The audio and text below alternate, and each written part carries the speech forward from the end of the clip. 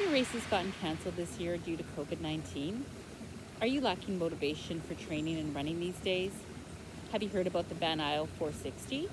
Well, if you haven't heard about it, today you will. I am interviewing Lisa Large, who is the co-founder and director of this amazing event. So stay tuned. Good morning. Welcome. Today I'm interviewing Lisa Large, who is the race organizer for the Vancouver Island 460, which is a virtual trail race. And we're going to ask some questions about herself and this event. So welcome, Lisa. Thanks, Charlene, for having me. Thank you for being here today. So tell us about yourself, and I understand you're a trail runner and also the director of this virtual race. I am. So yeah, I've been trail running now, I think since 2015. I started trail running, and after doing lots of other sports, I came directly out of triathlon into trail running. And then before that did mountain biking, which was where I met you originally. Yeah, that's right. Probably, I don't know, 20 years ago now? Probably Hornby Island, right? The Bike Fest? That's right. Yeah. Yeah, so a long, long time ago. But now I'm into trail running. It's been a huge part of my life, and out of that came race directing, and I did race directing for the Vancouver Island Trail Running Series, which was canceled this year due to COVID, and so I decided to come up with a virtual race in its place, so now I'm race director for that. Nice. And what got you into running, and particularly into ultra running? So I think I've always been a runner. I've always loved running. As a kid, I did cross country in school and track, and of course it's a component in triathlon. And then lots of injuries sort of led me to the trail, and I started trail running after meeting a physiotherapist, trail runner, probably know her, Sandra Hardy. No. And she got me interested in trail running. She sent me a video that Matt Cecil did of the Orcus 50K. Oh, cool. And I thought, that's just craziness. And then I saw the video and I was like, I'm going to do that. And so I signed up and started training for it. And then, so that was sort of the beginning of ultra running, I guess. And at that point, I was at such a crisis in my life. I had some really serious mental health issues. I really needed, I don't know, just something that would get me, I think, on a better path to wellness. And so, through depression, anxiety, I had a suicide attempt in 2014 that led me into trail running, essentially. And so I was at a real crisis, and trail running came along at the right time. And it was the perfect thing to get me out into nature, which is sort of, I think, movement and nature were like the two things that I connected that helped me, really find a path. Nice. Well, thanks for sharing that. And I agree. The trails are so therapeutic. There's just nothing that beats being out on the trails all day, right? Yep. So, Lisa, what's the longest run you've ever done, and what were the highs and lows of it? So the longest run I've ever done was the Fat Dog 120. It's a race held in Manning Park. 120 miles, right? 120 miles. Crazy. Yeah, so just a little shy of 200 kilometers. It took me 45 hours and a little, some minutes after that. I don't know, after 45 hours you kind of stop counting. So I ran through 2 nights on that one. And it was interesting. I learned a lot about myself in that race. The highs were just this, they were so unexpected. Because what would happen is you would hit a crazy low and think, I can't take another step. This is just awful and terrible, and I don't know why I signed up to do this, and I can't do this. And you get so broken down. And then half an hour later, you're just like, oh my goodness, I feel amazing. And you go through this cycle over 2 days quite a few times. And so the highs were unexpected but beautiful, and the lows were, once I'd gone through a few cycles of it, then I was like, okay, this will pass. I just have to keep moving. And I just kept saying to myself, so long as I can keep moving, I'll keep going. Yeah. Nice. Yeah, that was a couple years ago, wasn't it? And it was pretty hot that year. And do you sleep during a race like that? No, I didn't sleep. I know some people do. For me, I just kept going. The no sleep definitely has Yeah, I mean, I think it has benefits in a way because you keep moving. I know people who've fallen asleep during long races like that and not gotten back up. Yeah, I can see how that could happen. Yeah, so, but I mean, maybe the downside to it, or the upside, depending which way you look at it, is that you hallucinate. Yeah. And for me, I had some pretty wild hallucinations. But again, it's just seeing into another part of your brain and how it works. Yeah. That's awesome. Interesting. So what was your most memorable race experience to date? And did you have any race plans for 2020? I'll answer the last part first. I had no Okay. race plans for 2020, aside from race directing. So, yeah. Oh no, I shouldn't say that. I did. I had signed up for the Orcas 100 Mile. And I went and did that and did not finish it. So, yeah, that was somewhat indicative, I think, of where I was at, mind frame wise. And after that, I thought, no, I'm pretty sure I'm done with running, like racing, not with running, but with racing, particularly from the racing side of it, not from the race directing side. And then to answer the first part of the question, remind me. What was the most memorable race experience Oh, you've right. had?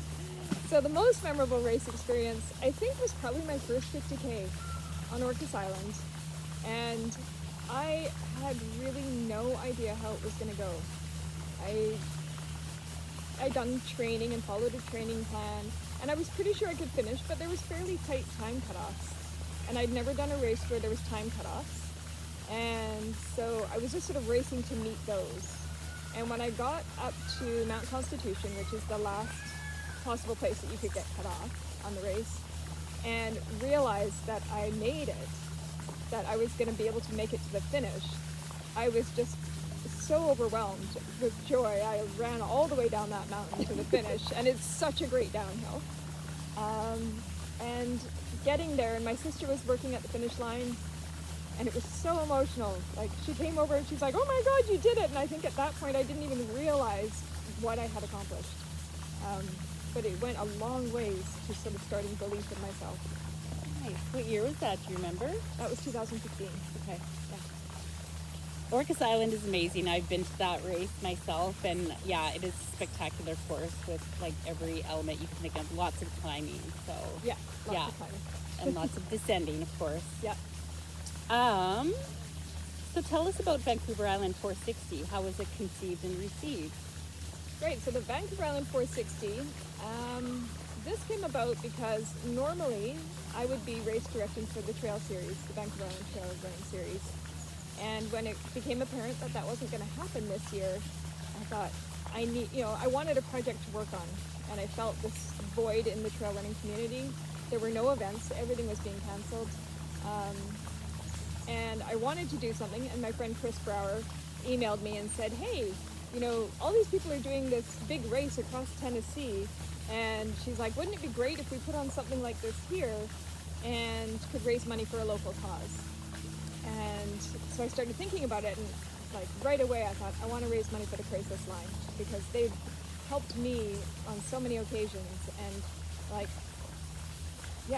I'm quite sure they saved many lives and people in crisis, and they're not a big flashy charity. I don't think they receive a lot of funding, but it was, to me, I thought, crucial to me in my life, but also in the time that we're in. There's so many people that are in crisis. The world just got turned right upside down. And so I contacted them and said, "Hey, I would like to raise money for you as a personal thank you, but also because I see a greater need, and I want to be of service somehow." And so they were happy, of course, to have somebody partner with them. And then I thought, okay, I have to put together a race. Yeah. And I thought, what would be more fun than running the length of Vancouver Island? And then some people said, "Wow, 460 is a long ways." And I thought, well, okay, we can do the width as well. So we did 100-kilometer distance, which is the width. Yeah. 460, which is the length. Okay. And people could choose to do either one over 2 months. So log their kilometers over 2 months, and it kind of gives them a sense of accomplishment, a goal to work towards over the summer, and raise money. So Absolutely. that's how it all came together. That's cool. Yeah, and really quickly, and was far more successful than I had expected. Yeah, and how many participants did you get in total? We ended up with around 340. Okay. yeah, pretty evenly split between the 460 and the 100. And yeah, and worked with a great team in California who built our interactive map for us. Oh, nice. Yeah, they're out of the University of San Jose. And yeah, they just did an amazing job. And yeah, and we had a great graphic designer that we worked with, Paul Mitchell out of Victoria. And yeah, it's been a great learning process and sort of, yeah, started a fire in me to do more projects like this where I can put my love of trail running and my wanting to help and be of service in the mental health field as well. Yeah, it's such a perfect fit, right? Like, you know, having these virtual races just to keep people motivated for a goal, Yeah. and also raising money for a charity that your heart is close to, right? Yeah. Yeah. I'm a participant in the 460. Yes, you I'm are. almost there. I am So too, and working I'm not towards almost it. there. Yeah. I'm just over halfway. Nice. Yeah. Yeah. And what projects are up for 2021? So 2021 coming up, I'm really hopeful that the Vancouver Island Trail running series will run again. So that will be, of course, a big, undertaking. That's 6 races all over Vancouver Island. So yeah, I'm really hoping that will run again. I also have a few other projects on the go. Some running related, some not. The running related ones is another fundraising project that I'm looking at, but it also involves building a nonprofit. So I want to get a nonprofit going that will help people access funds who need therapy. Because I know there's really a lack of access to resources for people who need therapy, and usually the people who need it most. So I want to build a nonprofit that will be able to provide funding to individuals who need therapy. So that's sort of the bigger project, and out of that, I'll be putting on more events to help fundraise for that. Nice. Yeah, and then I'm also working on a podcast. Yes, you were saying. And another business. So it's just like, yeah, lots of things on the go. Yeah, Awesome. pretty dynamic. Just the way life is. Yeah. Yeah. Well, it's good to keep busy, right? I mean, you want to keep running, keep your business busy, and life busy is good. So, awesome. Well, thanks so much for your time today. Well, and thank you. It was great to just learn more about the Vancouver Island 460, being a participant myself, and just how, it feels such a great community event. Yeah. And we've got such a great community of trail runners here. It's nice to be part of that. Yeah, it's a really incredible community. Yeah. Yeah, and I think that even that sense of community within the trail running community has been a huge help to me. Full of wonderful people, just like you. It is. Yeah. I know it's just interesting to see a transition from one sport to another, right? It doesn't mean that, you start off in a sport and it ends, but there's always something else, Yeah. Yeah. Yeah, exactly. Yeah, I feel pretty fortunate that I've fallen into this one. Awesome. Me too. Yeah. Well, thanks again for your time today. You're welcome. This is Lisa Large, Director of the Vancouver Island 460 Virtual Race. All right. Thanks again. You're welcome. Okay. Take care, everyone. See you on the next video. Bye. Bye.